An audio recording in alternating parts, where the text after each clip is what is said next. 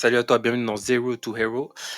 Aujourd'hui, on va faire une tier list par rapport au business en ligne et aux différents types de business en ligne qui peuvent exister, qui sont extrêmement mis en avant. Parce que des business en ligne, crois-moi, il y en a encore beaucoup d'autres qui sont bien planqués, des plus petits, des plus gros, des plein de choses, mais on va rentrer sur ceux qui sont, on va dire, le plus accessibles et les plus simples et aussi les plus partagés sur les réseaux sociaux et sur YouTube, etc. Donc on va commencer directement, on va pas traîner et blablater pour rien. Le premier, ça va être donc Amazon FBA. Selon moi, alors top, clairement pas. Bon business non plus. Pourquoi pas non plus. Moi, je le mettrais en bof bof, ok. Alors, petite précision, je parle bien sûr d'un point de vue des nouveaux, hein, des gens qui se lancent dans le business en ligne. Parce que tous les business dont on parle, vous trouverez plein de gens qui font énormément d'argent peut-être avec ce type de business-là. Ça ne veut pas dire un nouvel entrant va pouvoir avoir les mêmes résultats en claquant des doigts juste parce qu'il vient d'arriver. Non, il faut rester un peu cohérent parce qu'il y a derrière tout business beaucoup d'expérience, beaucoup de choses dont on ne voit pas en fait et qui sont extrêmement précieuses pour la réussite du business en question. Donc voilà. Donc revenons un petit peu plus sur Amazon FBA. Selon moi, Amazon FBA, c'est quand même un des business les plus risqués à l'heure actuelle pour un nouveau, parce que les places ont été déjà assez, comment dire, je vais pas dire assez prises, mais il y a déjà beaucoup d'acteurs sur la thématique, dont certains qui ont plusieurs boutiques, plein de produits, sans compter en fait tous les Chinois aussi qui vendent sur la plateforme. Donc il y a vraiment déjà beaucoup de monde et ça c'est un problème parce que quand il y a beaucoup de monde et beaucoup de concurrence et ben, en fait, ça laisse beaucoup moins de place, on va dire, pour les nouveaux entrants ce que je vais appeler un peu les amateurs, hein, les gens qui commencent à mettre, le doigt de pied dans la piscine, bah, pour eux, ça devient plus compliqué. Fut une époque effectivement dans les années 2010, enfin début des années 2010, entre 2010 et 2015, je sais plus exactement des dates, où Amazon FBA est vraiment, devenu populaire aux États-Unis. Où effectivement tu pouvais venir avec, des trucs achetés, un peu à voilà, n'importe comment, essayer de vendre et puis, simplement parce que voilà, tu vendais, on va dire sur la marketplace parce que FBA c'est venu peut-être un petit peu après quoi, mais, alors pour ceux qui savent pas, on sait jamais, FBA ça veut tout simplement dire que tu envoies tes produits chez Amazon, tu fais un listing chez eux, et à partir de là en fait, tu vas pouvoir aussi envoyer tes produits chez eux et tu vas lier en fait ta fiche produit, ton produit qui est stocké chez eux et eux s'occupent de la livraison, s'occupent de tout. Donc c'est vraiment un business e-commerce vraiment très à part où en fait, toi ton rôle c'est de détecter l'opportunité, de récalculer tes coûts par rapport à ce que Amazon aussi prend en commission et en frais de stockage et de gestion. Donc c'est effectivement, c'est un travail d'épicier, hein. On est sur un business d'épicier où, les centimes comptent, et on n'hésite pas en fait à économiser un maximum, dans plein d'étapes pour, augmenter au maximum, sa marge tout simplement, OK? Donc les coûts pour moi sont extrêmement chers, hein, parce que si tu veux trouver peut-être une opportunité, bah, il va falloir dépenser quelques centaines, voire milliers d'euros, même plutôt milliers d'euros que centaines, hein. Tout dépend bien sûr où, parce que Amazon te permet de vendre un peu partout dans le monde, hein, donc ça dépend des localités, et cetera, enfin des opportunités que tu peux trouver dans les différents marchés. Mais en tout cas, c'est beaucoup plus risqué, parce que tu vas directement mettre, pas mal d'argent plus, c'est un peu technique, hein, pour dire la vérité. Il y a quand même, des choses à comprendre, que ce soit au niveau des produits. Est-ce qu'il y a des batteries, pas des batteries, et cetera. Enfin bref, il y a plein de facteurs qui font que c'est un business quand même pour les nouveaux entrants assez compliqué et donc je le mets en bof bof. Le deuxième, ça va être donc plutôt, e-commerce, Shopify. Alors là, ça va être un peu différent parce que je sais que dans le truc que j'ai mis là, dans tout cela, il y a, tout ce qui est dropshipping par exemple ou print and demand que je mets un peu à part, hein. Il y a aussi même les marketplaces en réalité, qu'on peut mettre aussi à part, mais bon, j'ai pas trop voulu forcer sur l'e-commerce, ça aurait fait un peu trop de trucs, mais bref. En soi, là, on va parler vraiment purement un e-commerce classique, c'est-à-dire tu achètes du stock, tu essaies de créer voilà, une marque par rapport à ça, etc. Et vendre directement à tes clients. On n'est pas dans une démarche de drop ou autre, hein, d'accord? Donc c'est vraiment du e-commerce pur et dur. Tu achètes, tu revends, tu essaies de créer un branding, de créer une identité, de trouver tes clients, etc. Ok? Donc ça, pour moi, je vais le mettre en... J'hésite entre pourquoi pas et bon business. Euh, je dirais pourquoi pas, parce qu'il y a quand même beaucoup de gens qui se sont mis sur le créneau. Il y a beaucoup, beaucoup de sites e-commerce, hein. Shopify est une boîte valorisée à plusieurs dizaines de milliards. Donc c'est pas pour rien, c'est que t'inquiète pas qu'ils font... Enfin, qu'ils ont pas mal de clients et que chaque client, bah, s'il est là et qu'il paye des abonnements et des commissions, c'est parce que bah, il est là et qu'il gagne très très bien, enfin, qu'il fait pas mal de ventes. Maintenant, ce qu'il faut savoir, c'est Shopify en e-commerce. Pourquoi je le mets en pourquoi pas? Parce que là, pour le coup, si tu es rusé, tu es un peu malin, que tu sais faire un peu la part des choses et que tu arrives à utiliser des outils marketing, on va dire, si tu as un petit peu, on va dire, de background marketing, tu as peut-être voilà, vu quelques vidéos, parlé à des gens, peut-être des gens autour de toi aussi qui font des activités, etc. Même en tant que débutant, bah, tu peux trouver des alternatives, même s'il faut acheter du stock. Bien sûr, tu me diras, Amazon FBA, il faut acheter du stock aussi, etc.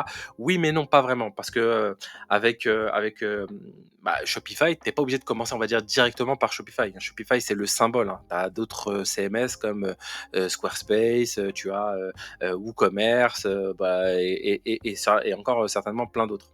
Mais ce que j'essaie de dire, en fait, c'est que tu peux commencer avec une campagne voilà, de précommande. Tu essayes de faire ça un petit peu à la mano pour essayer de lancer la machine pour ensuite passer vraiment sur un Shopify. D'ailleurs, tu peux même faire un Shopify avec des systèmes de précommande, hein. Ça peut aussi marcher, hein. Si de mémoire, si je me trompe pas, si tu utilises un outil comme Stripe pour encaisser les paiements, eux, ils sont pas très fans des pré, enfin des préventes, etc. Donc, fais attention à ça. Prends plutôt Shopify Payment. Mais en tout cas, voilà, c'est quand même une opportunité où tu peux essayer de créer quelque chose à travers un outil qui est Shopify ou autre et vendre tes produits avant vraiment en fait de les avoir et de lancer un système de précommande ou de créer une forme d'attente au niveau de tes produits, un gros branding, etc. Donc il y a vraiment des choses qui sont possibles à faire qu'avec Amazon, qui sont impossibles, hein. Avec Amazon FBA, que ce soit Marketplace ou Amazon FBA, c'est compliqué. Il faut que tu crées ta fiche produit, il faut que tu commences directement à vendre, il faut que tu aies les produits qui soient extrêmement rapides à livrer, que ce soit par FBA ou c'est Amazon qui s'en occupe, ou que ce soit par les marketplaces, c'est toi qui vends le produit et qui l'envoie. Parce que Amazon ne pardonne absolument pas les erreurs et si tu te plantes ou tu rates, bah en fait, tu peux un peu gâcher ton aventure.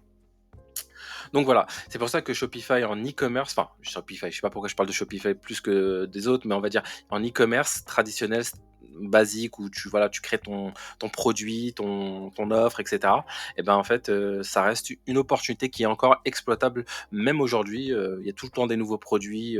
Tu peux trouver des trucs et avec un TikTok, avec des Reels, avec voilà, des vidéos YouTube, des partenariats, je sais pas, tu peux avoir n'importe plein de façons de toucher des gens et ensuite développer ta marque, hein. Voilà. Ensuite, donc, il y a Amazon KDP. Alors, Amazon KDP, je vais le mettre en... Personnellement, je le mets en bof bof. Pourquoi je le mets en bof bof? Alors, il y a une époque, je trouvais que c'était encore très intéressant. C'est un truc que j'ai pas mal, donc je connais un peu la niche, hein, pour être honnête. Mais je trouve que c'est aujourd'hui, parce que comme il y a l'intelligence artificielle et qu'il y a même des outils qui permettent de créer des livres un peu à l'arrache, j'ai envie de dire, bah en fait la concurrence, si elle est, enfin qui est déjà vraiment extrêmement présente, mais là ça va être encore pire quoi.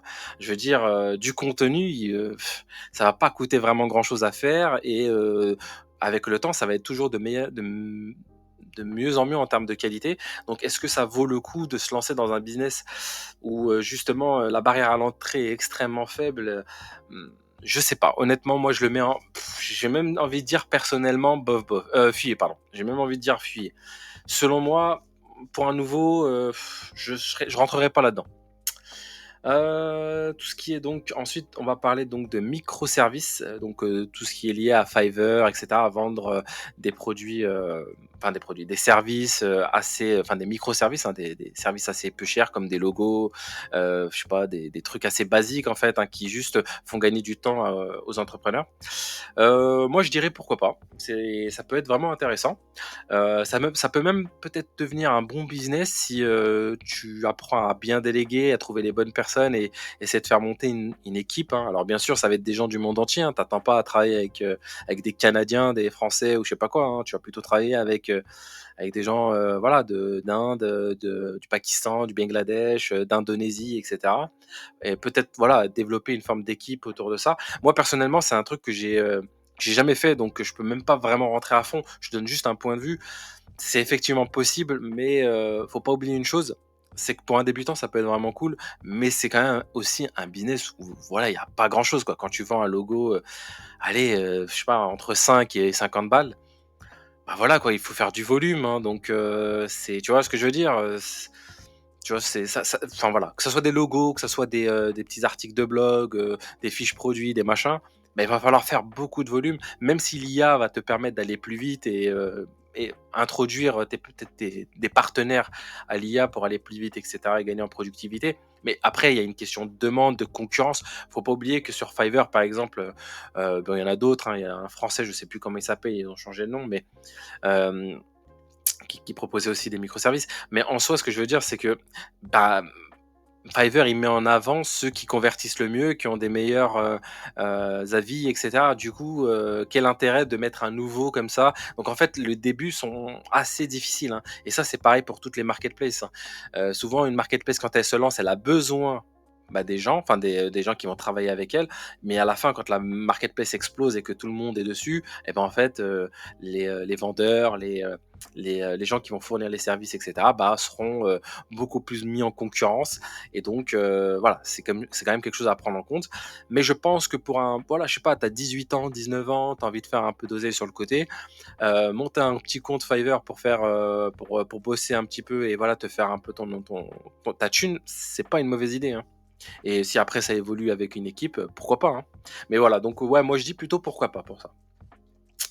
Ensuite, donc, il y a les IA business. Alors, IA business, c'est un truc que bah, je l'ai appelé IA business parce qu'en fait, je sais pas trop comment l'appeler, parce que c'est quelque chose qui est extrêmement nouveau là par rapport à ce qui se passe maintenant, par rapport à l'intelligence artificielle. Et donc moi, je vais le mettre en top business. Et je vais t'expliquer pourquoi et je vais t'expliquer qu'est-ce que ça veut dire IA business parce que c'est extrêmement vague. Alors, IA business, ça parle plutôt en fait des types de business assez simples qui avant étaient, enfin, tu vois, par exemple, Airbnb. En soi, la plateforme, techniquement parlant, elle est extrêmement simple, tu vois. Mais aujourd'hui, tu as des IA qui sont capables de refaire un Airbnb, c'est-à-dire avec cette capacité voilà, de permettre aux gens de créer des pages, de créer voilà, un univers, de créer un site complet où en fait il y a une vraie technologie qui a été développée et pensée pour créer une forme de marketplace extrêmement accessible pour les gens. Donc tu peux avoir des gens qui s'inscrivent, etc., qui mettent leurs biens ou peu importe ce qu'ils veulent, hein. Tu peux même refaire un Le Bon Coin. Tu peux refaire plein de ce qu'on appelait avant des startups qui aujourd'hui vont se faire un petit peu concurrencer par les gens comme nous, hein, qui faisons du business en ligne. On n'est pas des start-upers. Enfin, en tout cas, moi perso, je suis pas un start-upper. Je regarde un peu comme tous les gens du business ce qu'ils font et ce qu'ils produisent et comment ils le font, leur stratégie, etc. Parce qu'ils sont très intéressants. Mais là, on va rentrer dans le game. Pourquoi? Parce qu'en fait, les IA, tu as des IA comme Lovable, comme Bolt.new, tu as Windsurf, tu as ChatGPT, tu as Claude qui est encore meilleur que ChatGPT. Tu as Gemini, enfin tu vois, je veux dire, aujourd'hui les IA sont disponibles et si tu es un peu malin, si tu sais bricoler, si tu sais faire un petit peu un peu de business, un peu de marketing et que voilà, tu arrives à prendre les bonnes strates, les bonnes visions, les bons petits business et les trucs intéressants à faire, bah, tu peux créer des plateformes en ligne qui pourraient être, enfin, qui auraient pu être des startups à une époque, quoi. Et là, je te donne une idée, j'ai parlé avec un pote il y a un certain temps où en fait, on a pensé faire, peut-être une marketplace, enfin on voulait pas faire une marketplace, mais on en discutait quoi, c'est parce que c'était intéressant. Une marketplace de, voilà, de gens qui, tu sais, de gens qui font des confitures, hein, souvent les femmes au foyer, les gens, voilà, qui ont, peut-être, des, je sais pas, des petits jardins, ils font pousser des trucs et ils font, des confitures et cetera. Bah, ils pourront les vendre sur une marketplace, et cetera, à travers le monde. Tu vois? C'est tout ce qui pourrait être alimentaire, mais artisanal, fait maison, non qui soit pas trop périssable, et cetera. Bah, voilà, c'était une idée où en fait, voilà, on peut créer, ce genre de petit business avec l'IA et c'est vachement intéressant. Il y a vraiment, vraiment beaucoup d'opportunités. On peut aller aussi sur du SaaS, j'ai pensé aussi à un SaaS qui, permet par exemple, parce que moi par exemple, dans les business, des fois, j'essaie d'utiliser un outil qui s'appelle Make. Donc, si tu connais pas, c'est un outil qui permet de automatiser plusieurs outils en même temps pour qu'ils fassent les choses automatiquement. Et l'intérêt, bah, des fois, c'est de trouver bons, des bons scripts d'automatisation, hein, des bons scénarios d'automatisation. Et des fois, c'est vraiment pas facile, hein, parce que ça peut devenir très complexe. Et il n'y a pas de plateforme où tu puisses aller chercher des scénarios préfaits par des pros, des gens qui sont déjà dedans, qui pratiquent des automatisations tout le temps, etc. Et ben une place de marché, voilà, où les gens vendraient ou échangeraient, commenteraient, etc. Un peu à la Fiverr, mais spécialement pour les automatisations Make. Bah, c'est très niché, c'est très petit, mais ça peut faire vraiment des très très beaux résultats. Ça peut être très intéressant à pratiquer. Bon, voilà, c'est une idée comme une autre. Je les partage, hein, j'ai aucun problème avec ça. D'ailleurs, si ça t'intéresse, au niveau des IA business, je monte une série de vidéos, une série de vidéos qui justement où je partage le développement d'une idée, etc. de A à Z. Donc là, il y a l'épisode 1 qui est sorti il y a pas très longtemps, l'épisode 2 va sortir dans pas très longtemps non plus. Où en fait, chaque épisode, tu vas pouvoir voir la transformation de zéro, d'un business qui commence de l'étape réflexion, d'idées, puis ensuite de développement, de comment on va le faire, etc. Et puis après, petit à petit, le faire évoluer, le mettre sur le marché, commencer le marketing, essayer de trouver des gens, de le faire évoluer, grandir, etc. Et ça pourrait être assez drôle, hein. Donc si ça t'intéresse, n'hésite pas à regarder cette série-là. Je sais pas à quelle partie on sera au moment où tu la regarderas, mais j'espère que c'est une série qui durera assez longtemps dans le temps, hein. C'est pas un truc sur 5-6 vidéos, ça va être un truc vraiment sur toute la vie en fait du projet, hein. Et donc voilà. Donc voilà, pour les IA business, j'ai essayé de voilà d'expliquer un peu le concept. C'est tout simplement en fait que maintenant il y a des outils pardon qui permettent de transformer des idées en réalité. Voilà, c'est ça en fait l'IA business. C'est-à-dire que, je sais pas, tu as envie de faire un business autour, je sais pas moi, d'un truc avec les animaux virtuels, j'en sais rien. Tu veux faire un logiciel, un outil spécifique dans la crypto-monnaie. Tu veux faire un outil, je sais pas, un SaaS pour des gens en B2B. Je sais pas, en fait, ça dépend des thématiques et toi-même l'univers dans lequel tu grandis. Mais en tout cas, l'idée à la réalisation, c'est à l'heure actuelle la plus grosse révolution que je vois depuis très très longtemps, hein. Autant par exemple Shopify avec le dropshipping a permis à pas mal de gens de passer d'une idée de produit à la commercialisation de cette idée de produit, autant là c'est tout simplement l'idée qui devient réalité, hein. Donc on est encore à un step bien plus au-dessus. Donc voilà. Pour IA Business, pour moi, c'est le top. SaaS, j'ai envie de dire pourquoi pas bon, ça dépend entre les deux. Parce que les SaaS, c'est déjà extrêmement mis en avant depuis très longtemps. Il y a pas mal de gens qui sont dessus. Je vais le laisser toujours en bon business. Pourquoi? Parce que le SaaS, c'est une valeur sûre dans le sens où si tu règles un problème mieux que les autres et que tu continues à t'améliorer sur le temps, sur le projet, et ben en fait, avec le temps, ce qui va se passer, c'est que les gens vont toujours rester et payer, payer, payer, hein, un peu à la Netflix. Euh, je crois que j'ai pas précisé qu'est-ce que ça veut dire un SaaS, hein. Un SaaS, c'est Software as a Service, au cas où si tu es, voilà, tu nouveau, histoire que tu sois pas perdu. Donc, c'est tout simplement des outils, des logiciels où tu payes par mois pour la consommation de ce logiciel. Par exemple, Netflix, c'est un SaaS. Qu'est-ce qu'il y a d'autre?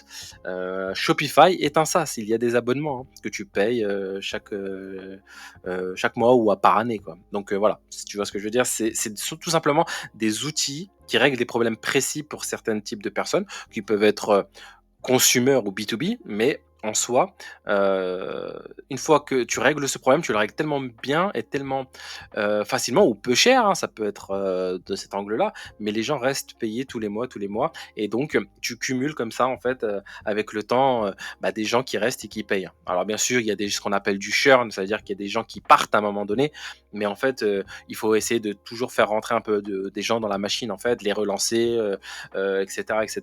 Ok. Enfin bon, le SaaS, ça reste toujours un très, très bon business. D'ailleurs, on revient un peu à l'IA business. Avec l'IA business, tu peux créer des SaaS qui permettent, voilà, de de tout simplement, générer un max de thunes quand même, hein. Ce sont souvent des business extrêmement bien valorisés à la revente, parce que justement ils ont de la prédictibilité, quoi. C'est-à-dire qu'en fait, tu sais à peu près dans 6 mois, dans 2 mois, l'année prochaine où tu en serais. Tu as une vision claire, quoi. OK, OK. Alors ensuite, il y a donc les newsletters payantes. Newsletters payantes, je dirais pourquoi pas. Je dirais pourquoi pas.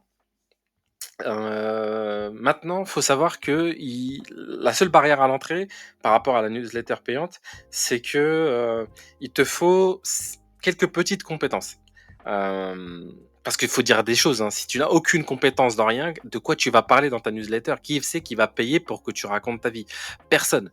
Donc, je sais pas, si par exemple tu es un expert dans les vidéos YouTube, voilà, tu as fait plein de vidéos, tu es un monteur pro et cetera. Tu vas tenir les gens, par rapport aux différentes nouveautés, l'intelligence artificielle, des nouvelles plateformes, des nouvelles stratégies, des nouvelles techniques de montage, etc., etc.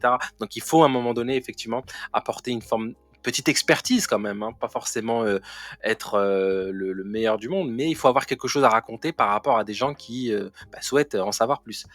Et donc tu as des plateformes qui permettent de le faire en interne, c'est-à-dire en gros c'est, alors je sais plus le nom de l'outil, peut-être que je le mettrai au montage, je mettrai le nom.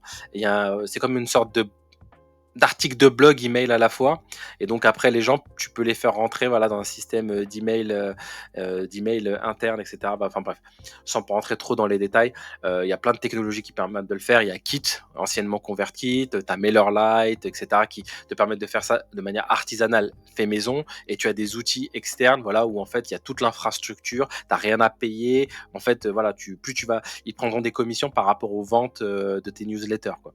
Et donc, ça peut être aussi un business assez intéressant, surtout si tu aimes écrire et que tu as des choses à dire. Ensuite, donc il y a OnlyFans Business. Alors là, moi, je te dis tout de suite, fuyez, fuyez, parce que vraiment, c'est des salades et le milieu est vraiment pas super intéressant. Je veux dire, que ça soit. Alors moi, j'ai dit OnlyFans Business parce qu'il y a plein de trucs, hein. Il y a des trucs avec des IA qui, voilà, qui, enfin, des femmes IA, etc. Je veux dire, c'est un milieu quand même vachement glauque, hein, c'est un peu spécial.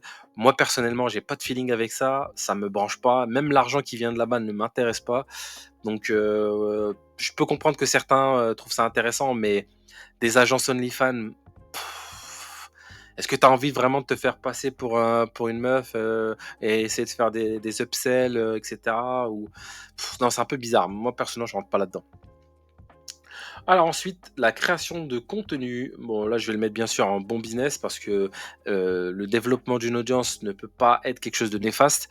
Euh, que, peu importe ce que tu vas faire, si tu crées du contenu autour de ça, à un moment donné, tu vas attirer des gens qui sont intéressés par le sujet et tu trouveras toujours un moyen de monétiser, que ce soit par des partenariats, que ce soit par des produits, que ce soit par ce que tu veux, des formations, tout ce que tu veux, peu importe. Mais en tout cas, à partir du moment où tu as une audience, et ben en fait, le reste n'est pas vraiment un problème. Tu peux aller un peu sur ce que tu veux. Les agences SMMA. Ok. Je dirais bof bof. Pourquoi bof bof? Parce qu'il y a déjà beaucoup de monde sur le domaine, et surtout, c'est à la fois, ça devient de plus en plus technique, mais à la fois, ça devient de plus en plus simple. Ça dépend en fait des secteurs où tu vas. Donc le SMMA, pour ceux qui savent pas, c'est tout simplement le fait de, voilà, d'avoir une agence de marketing en ligne, et notamment souvent très sous-entendu de publicité en ligne pour les marques ou pour peu importe, hein, ça soit des personnalités ou peu importe les gens qui veulent diffuser un message. En tout cas, tu le diffuses pour eux, et tu essaies d'avoir la meilleure rentabilité pour eux.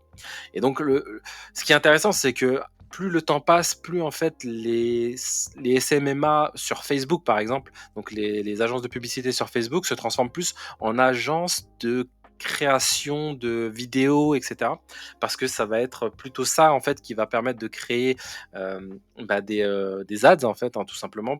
Alors qu'avant, c'était effectivement, il y avait plus de technicité. Il fallait, voilà, fallait gérer des trucs, enfin, fallait jouer avec les vidéos vues, les retargeting sur les vidéos. Enfin, il y avait plein de trucs. Enfin, c'était une autre époque où il y avait un système même de laser target où en fait tu faisais des ciblages, etc. Aujourd'hui, Facebook, il est devenu extrêmement intelligent. Tu mets une bonne créative. Donc les créatives, ce sont les vidéos publicitaires, hein, ou les photos aussi, ça peut être les photos publicitaires. Et après, l'intelligence artificielle de Facebook lui-même va se démerder pour aller chercher tes clients et essayer de te convertir, tout ça. Donc voilà, c'est un peu le sujet. Donc c'est à la fois plus simple, mais aussi un peu plus technique. Et je rentre même pas sur l'aspect Google, etc., qui est encore, c'est un truc encore plus technique et encore plus farfelu. Enfin, perso, moi, Google, en ads, à une époque, il y a longtemps, j'en faisais, mais vraiment, c'était plus simple, quoi. On faisait, enfin, voilà, du search, voilà, assez simple, on verrouillait des fois même un seul mot-clé, on optimisait dessus, c'était beaucoup plus simple. Aujourd'hui, c'est devenu de plus en plus compliqué. Tu peux exclure des mots-clés, et cetera. Tu peux les expressions, les machins, les trucs. Ensuite, maintenant, tu as aussi le fait est que Google est en train d'essayer de se transformer en Facebook parce que justement, ils sont en train de perdre un petit peu cette guerre par rapport à la recherche. Il y a de moins en moins de gens qui font des recherches sur Google. Les gens vont plus sur les IA, vont plus maintenant sur TikTok, sur YouTube, sur Pinterest. Du coup, Google, c'est devenu assez compliqué. Et après, pour le reste, c'est de plus en plus intéressant. Par exemple, si tu fais une agence Pinterest, eh ben, crois-moi, il n'y a pas grand monde, hein, sur le marché. Donc, et puis il y a tellement, en plus de ça, par exemple, d'e-commerce qui sont pas dessus. Alors vraiment, tu crées une agence Pinterest. Enfin voilà, tu te fais un petit dropshipping sur Pinterest pour apprendre à maîtriser le truc. Ensuite, voilà, tu pratiques, tu vois un peu comment ça fonctionne, tu arrives à faire tes premiers résultats. Même si t'es pas rentable, etc., tu cherches pas forcément à être super rentable. Tu cherches juste à comprendre comment la bécane elle fonctionne. Ensuite, voilà, tu prends des formations sur Udemy, sur YouTube, voilà, ou tu prends une formation chez un gars solide qui pourrait t'apprendre à faire des bonnes ads. Puis une fois que tu es bon, tu vois, ça ne doit pas coûter très cher, hein. Une fois que tu es bon, ben en fait, tu vas sur tous les sites e-commerce sur Facebook et tu regardes s'ils ont des pages Pinterest. Si la thématique elle est compatible avec Pinterest et qu'ils n'ont pas de Pinterest, tu les contactes, tu leur dis je vous propose le premier mois gratuit, on essaye, on met un petit budget et on essaie de le développer. T'as rien à perdre et si ça pète, bah voilà, t'as un client, tu vois. Vraiment, c'est hyper sous-estimé, je pense. Heu, Peut-être que de ce côté-là, je le mettrais en pourquoi pas, juste à cause de ce dernier truc-là, de cette petite pépite que je vous balance là. Rien que pour ça, je le mets en pourquoi pas. Voilà, donc ça va demander un peu de travail au début, mais ça peut être intéressant. Donc on a fait le tour pour les agences SMMA. On va passer maintenant sur le coaching et l'accompagnement. Mmh, alors, je vais dire bof bof et je vais expliquer pourquoi. Donc le coaching et l'accompagnement, ça a surtout bien explosé maintenant depuis 7 ans, je dirais, quelque chose comme ça. Hem, Juste un truc, c'est hyper saturé. C'est hyper, hyper saturé. Les ads aussi, il y a plein de gens qui essaient voilà, de coacher tout le monde. Hem, il y a quelques années, ça pouvait être encore intéressant parce que voilà, tu pouvais faire des ads et en fait, le coût d'un coaching personnalisé, et cetera, dans une thématique, faut bien sûr partir du principe que tu es compétent, hein, parce que si tu sais pas de quoi tu parles et tu veux coacher les gens, en sport, ça peut le faire, mais pas dans tout, quoi. Donc voilà. Ça à l'époque, voilà, tu pouvais, voilà, tu vendais ça, je sais pas moi, 3 000 €, 4 000 € pour, je sais pas combien de suivi, 2 mois, 3 mois de suivi, j'en sais rien. Et ben, en fait, le coût d'acquisition d'un client, c'était 500 balles, ça pouvait être mille balles, bah, tu étais gagnant. Tu savais que voilà, tu mettais 1000 balles, tu avais voilà, tu prenais mes 2000 balles de plus, quoi. Donc tu vois ce que je veux dire? Ça pouvait être intéressant. Aujourd'hui, c'est quand même beaucoup plus complexe et honnêtement, on en a tous soupé des pubs à des coachings, et cetera. Enfin, tout le monde veut être coaché, tout le monde veut coacher tout le monde. Des coachs, je sais plus, il y avait une expression à un moment donné là, je sais plus qui c'est qui disait ça, là, coach de coach de coach, ou tous les coachs qui coachent les coachs pour qu'ils recoachent les mecs qui coachent. Enfin, c'est c'est une espèce de poupée russe, le truc. Mais voilà, bref, en tout cas, moi je le mets en bœuf parce qu'il y a trop de monde, il y a trop de à la limite, si tu le fais ça en organique, tu démontres ça avec des vidéos YouTube ou des articles de blog ou tu fais du Medium ou j'en sais rien, de LinkedIn, tu arrives à convertir en organique, pourquoi pas? Mais il faut que tu aies des bonnes compétences. Mais si vraiment, tu es nouveau, tu dis: «Je vais faire du coaching», bof, bof, hein, c'est pas super bonne idée selon moi, hein. Ensuite, qu'est-ce qu'on a? On a donc les box à abonnement. Les box à abonnement, je vais le mettre en bof bof aussi, hein. Pourquoi? Parce que, il y a déjà aussi effectivement pas mal de monde dans le domaine, mais c'est surtout que les box à abonnement alors, il y a des stratégies différentes sur les box à abonnement, mais justement ça f il y a encore des grandes opportunités sur les box à abonnement, surtout dans les différents pays, les différents marchés. Mais la problématique, c'est qu'il y a des choses à savoir que tu ne sais pas si tu as jamais fait. Moi, personnellement, je suis pas là-dedans. Moi, mon profil, moi, il est vraiment beaucoup plus SEO, référencement organique, c'est-à-dire capacité à faire à venir par du SEO euh, du trafic sur un site web. Alors, bien sûr, ça dépend effectivement. Maintenant, c'est de plus en plus compliqué parce que Google devient un peu plus compliqué. Et encore, moi, dans ma thématique, je suis encore un peu safe, mais je sais que dans un futur proche, ça va descendre. Mais je suis aussi, pas mal dans tout ce qui est e-commerce, produits physiques, produits numériques. C'est des trucs où voilà, j'ai touché, marketplace aussi. Donc moi, les box à abonnement, j'ai pas fait. Par exemple, ni pas mal de choses dont j'ai présenté, c'est des avis personnels. Mais pour les box à abonnement, j'imagine quand même qu'il y a des négociations avec les marques que tu dois mettre en que tu dois avoir pour pouvoir justement avoir tes produits soit gratuits, soit pas chers pour avoir une capacité d'acquisition en ads. Parce que tu imagines bien que quand tu vends un abonnement à 29 € et que tu mets plein de produits dedans pour les faire découvrir, soit tu es très bon et en fait tu as déjà une audience et c'est les marques qui vont te payer pour être dedans, soit c'est le contraire, soit c'est toi en fait, il va falloir que tu les achètes ou il va falloir que tu essaies de les gratter en mode gratuit, je vous les fais découvrir. Ça peut être intéressant, mais il y a plein de choses à l'intérieur de ça et dans la gestion en fait avec les partenaires qui font que c'est quand même assez compliqué. Et donc en tant que nouveau dans le business, est-ce que est-ce que voilà, tu as 18, 19, 20 ans, 21 ans, tu veux du cash assez rapidement? Selon moi, va plutôt essayer de faire des microservices, hein. C'est peut-être plus intéressant, hein. Je sais pas, mais c'est un point de vue. Sauf si tu as une niche que tu connais très bien, il y a un besoin, il y a un truc spécifique, hein, je sais pas.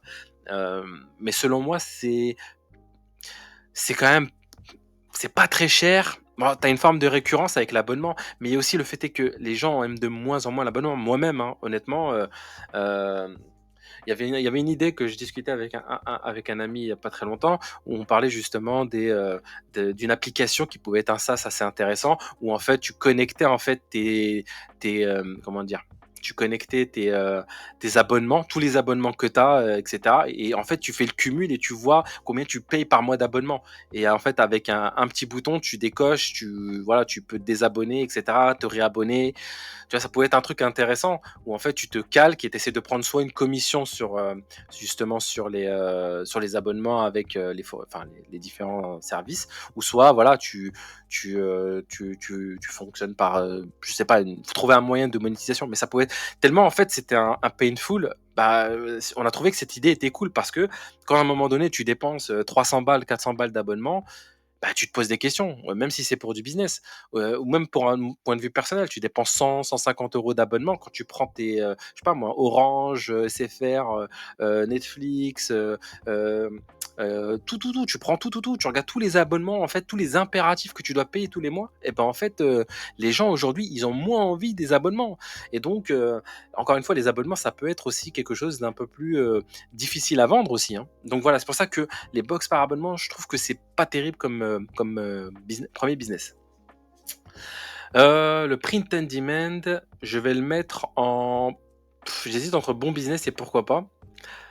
Je vais le mettre en. Pourquoi pas?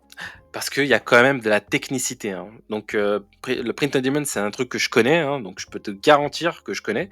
Et c'est plus compliqué que ça y paraît.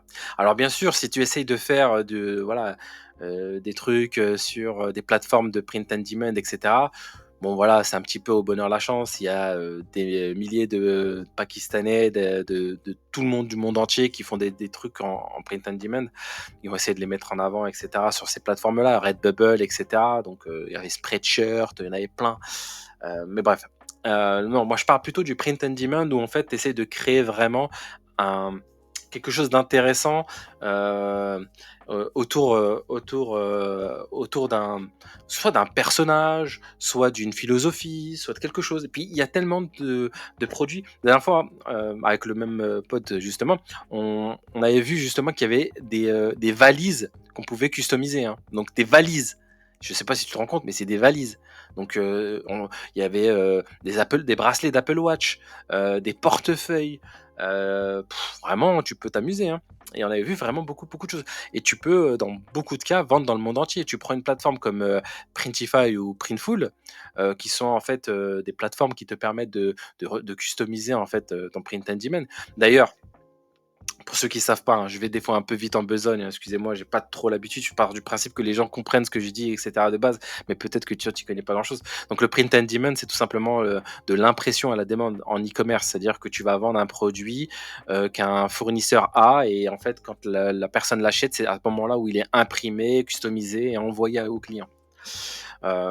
Et donc, ça peut être très intéressant, notamment avec, Pinterest, ça peut être aussi très intéressant avec, des systèmes d'affiliation, ça peut être aussi très intéressant avec, de la communauté, hein, tout simplement. Tu crées une communauté, je sais pas moi, autour d'une thématique et puis, tu peux essayer de vendre, justement des concepts autour de cette thématique et je sais pas, par exemple, tu as un truc au niveau je sais pas moi, de la crypto-monnaie, admettons et bah, voilà, tu fais un portefeuille wallet, je sais pas, tu vois? On peut imaginer plein de trucs, hein. C'est ça que je veux dire et ça se teste. Mais il y a des opportunités et donc c'est un business qui reste en tout cas accessible parce que, il suffit d'avoir, il suffit d'avoir de bonnes idées pour essayer pour créer justement la différence et la différence te permet justement d'aller chercher des opportunités de business et de marché. Là où les autres, vous êtes tous sur la même chose et vous essayez souvent de vendre mieux, moins cher, différent et cetera sur certains points, mais en manière générale, vous faites la même chose. Souvent, c'est un peu comme ça et donc la print on demand, il permet justement de créer cette différenciation en e-commerce où en fait, tu vends pas la même chose que les autres parce que les autres n'ont pas fait ce que tu as fait, tout simplement. OK? Alors, le dropshipping, alors là, moi, je vais le mettre en bof bof. Il reste encore des opportunités, mais effectivement, pour un débutant, c'est pas ce que je conseille le plus. C'est de plus en plus compliqué, surtout que tu auras beau aller chercher de l'information, tu auras de l'information que sur Facebook, sur Google, sur TikTok, sur Shopify, AliExpress, des trucs comme ça, ou trouver les produits winners, et cetera. Je dis pas que c'est mort, je dis simplement que c'est pas fait pour tout le monde, c'est pas fait pour les nouveaux, quoi. C'est pour les mecs qui sont prêts à tryhard et qui ont des budgets. Je veux dire, c'est quasiment au même niveau qu'Amazon FBA, hein, ton investissement de base, si tu veux vraiment faire des ads, tester, payer pour voir, payer pour voir, payer pour voir jusqu'à découvrir un truc. Ça peut marcher, mais ça peut être éphémère aussi. Tu peux te faire sniper par des mecs qui sont très, très bons, qui ont plus de budget, qui ont le meilleur marketing. Ils vont te détecter dans les plateformes où ils vont voir les publicités que tu fais et voilà, tu vois? C'est quand même très technique. Donc le drop vraiment, s'il y a des trucs qui peuvent être intéressants, ça peut être peut-être avec eBay. Avec eBay, tu peux faire des trucs peut-être intéressants. Tu peux essayer de faire, voilà, voilà, d'utiliser des plateformes, de de mise en relation, on va dire, mano à mano, des trucs comme ça. Peut-être qu'il y a des opportunités encore dedans.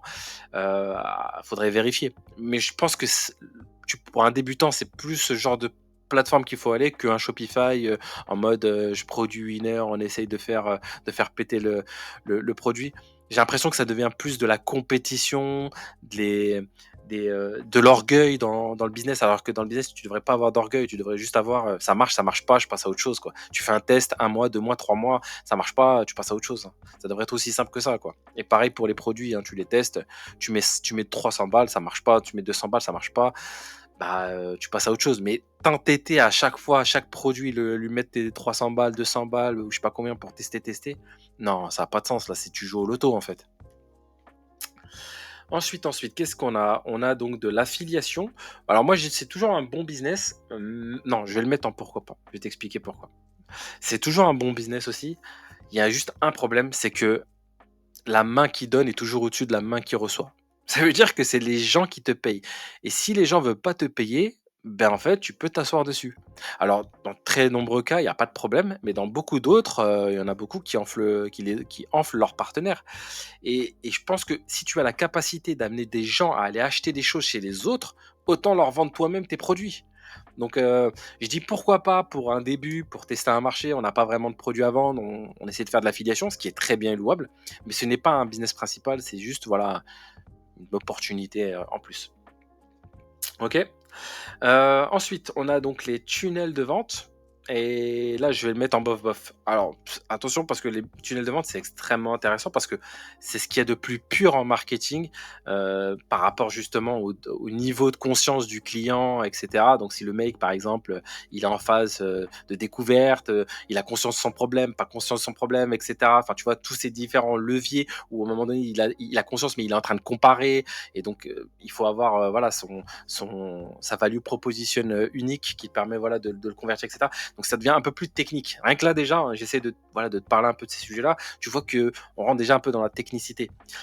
Pourquoi? Parce que en fait, c'est pas vraiment le produit le plus intéressant, c'est pas ce que tu vends. Ce qui est intéressant, c'est comment tu comprends le besoin, comment tu fournis la réponse et comment, en fait, tu en tires un maximum d'oseille et donc à partir de là, tu vas tester la pub, de l'organique, des partenariats et cetera et tu vas essayer de séquencer à la fois les différentes étapes par lesquelles le client va passer à tel moment, mais également au niveau de son niveau de conscience. C'est-à-dire qu'un mec qui te connaît ni d'Ève ni d'Adam, qui découvre un truc qu'il a interloqué, qu'il a un peu voilà, qu'il a intéressé sur le coup, mais qui a pas vraiment forcément besoin, et ben en fait, tu vas essayer de lui vendre le produit, mais de créer une forme de conscience, etc. Puis tu vas essayer de le retargeter avec un autre message qui va essayer de l'emmener un peu justement vers la voie de achète nos produits parce que c'est ce qu'il y a de mieux, c'est ce dont tu as besoin.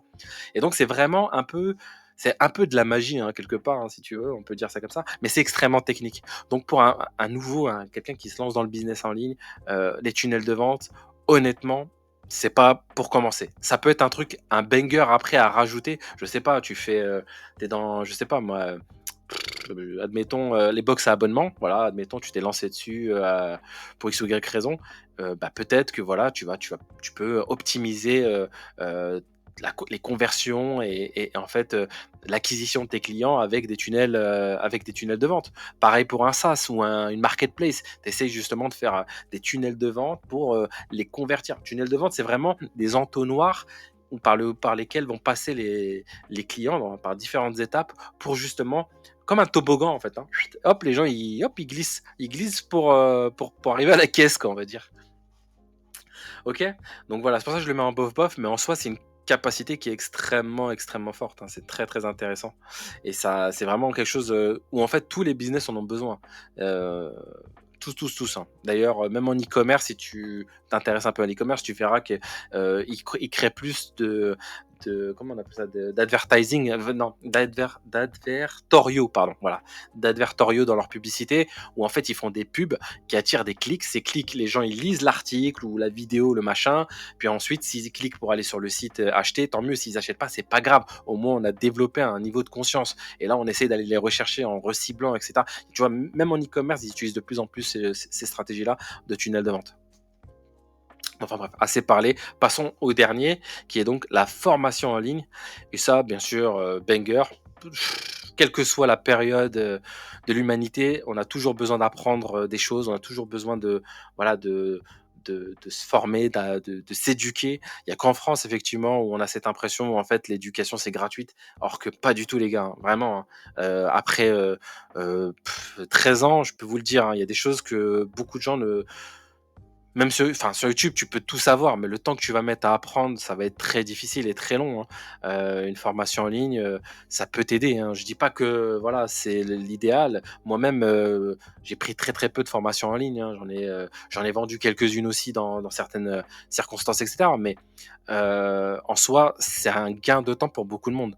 C'est juste que moi, je suis là depuis très longtemps, donc forcément, si j'en prends pour certaines thématiques, certains sujets et assez rares en général, et cetera. Mais en soi, d'un point de vue économique, tu trouveras toujours des gens qui voudront refaire ce que tu as fait ou ce que tu sais faire ou avoir une information que tu as que eux n'ont pas et à ce moment-là, bah, tu la monétises en fait, hein. C'est aussi simple que ça et comme on est sur du transfert d'informations, il y a il y a très peu de coûts en réalité. Donc tu peux faire une formation une fois et la revendre des millions de fois, hein. D'ailleurs, la formation, elle n'est pas que vidéo. Tu peux avoir des formations sous format de PDF. Tu peux avoir, des formations sous format, de business en cohorte. Genre par exemple, tu fais des cohortes de mecs, où en fait ils font des formations, puis ensuite eux ils font des retours et cetera et en asynchrone, j'ai envie de dire. Mais, en tout cas, le business de la formation est quand même un business extrêmement, extrêmement rentable. C'est pas pour rien que tout le monde essaie de vendre des formations à juste titre, parce que c'est très intéressant pour les 2 parties, hein. Le La personne qui veut apprendre des trucs et la personne qui enseigne des trucs. Donc, quand ça match, tout le monde est content. Alors bien sûr, il y a eu pas mal d'abus. Il y a des gens qui ont vendu, des tomates farcies plutôt que des formations. Mais en soi, tu peux te faire refund assez rapidement, hein, assez facilement, hein. Disons que Stripe n'aime pas trop les litiges et PayPal encore moins. Donc, selon les processeurs de paiement, en général, ils sont assez laxistes pour les remboursements. Donc, ce qui fait que les gens, s'ils sont pas remboursés, en général, c'est qu'ils sont assez contents. Ou c'est qu'ils ont pas ouvert aussi, hein. Il y a beaucoup de gens, hein, qui ouvrent pas leur formation. Mais ça, encore une fois, c'est pas le problème du formateur, hein. Le formateur, son problème, c'est de transmettre son savoir. Les autres, bah, c'est de consommer le savoir et de le pratiquer, quoi. Voilà. OK? Donc je pense qu'on a fait le tour au niveau de la tier list. J'espère que tu auras appris des trucs. J'espère aussi que j'ai pas été un peu flou parce que je suis pas très habitué à parce que moi je fais du live, hein. J'appuie sur le bouton, je blablate et ensuite je coupe, hein. Je m'amuse pas à faire des montages, je fais pas des trucs, bizarres. Moi je suis là pour les vrais de vrais, les gens qui cherchent des infos, les gens qui veulent apprendre des trucs, qui veulent, découvrir des trucs intéressants et parler de sujets intéressants. Le bling bling, la caméra, les mouvements, les trucs, ça m'intéresse pas. Moi je parle, je suis là que pour les vrais. Le reste, bah, chacun fait ce qu'il veut, hein. OK? Allez, ciao, ciao. Je te dis à la prochaine et porte-toi bien. Salut.